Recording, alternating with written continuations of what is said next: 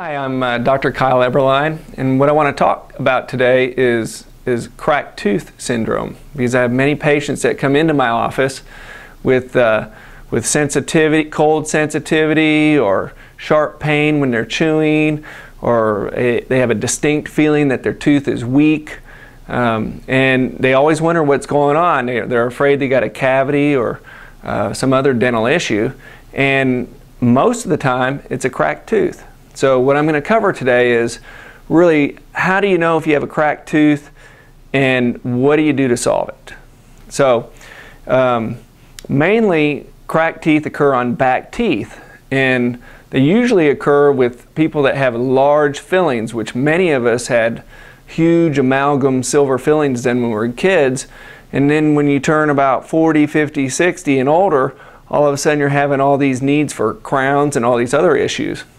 Well, one of the greatest reasons, again, is having a cracked tooth.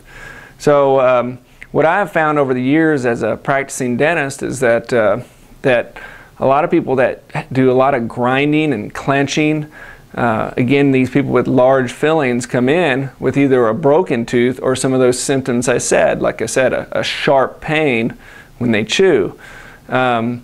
So what happens when you have that is that the tooth is weakening around usually the filling, and as it weakens, then eventually it will break or it will crack into the nerve, and then you end up having to have some other types of treatment. This model here will demonstrate on how a cracked tooth happens. What you got basically here is a person that has a large filling in a tooth. Right here in the middle, this pink area is the nerve that's inside the tooth. And what happens is when people function normally, or if they grind their teeth or clench, the tooth will start weakening, and it will actually start cracking around the filling. And as that crack goes down, it can penetrate the nerve. And of course, that's when they start getting this sharp pain upon release, usually, not when they're biting, but when they let go. And it sends a little sharp signal down to the nerve saying, you know, ow, it's painful. So typically, in order to solve that, one of the first or primary ways is you crown the tooth. That's what a crown is for, is it caps the tooth so that it will hold those cusps of the teeth together and therefore keep the crack from getting worse. However, sometimes that crack is already into the nerve. And if that's the case, then you may end up needing a root canal done on a tooth. A lot of people will come in with needing a root canal and a crown to solve it because the tooth is already fractured or cracked.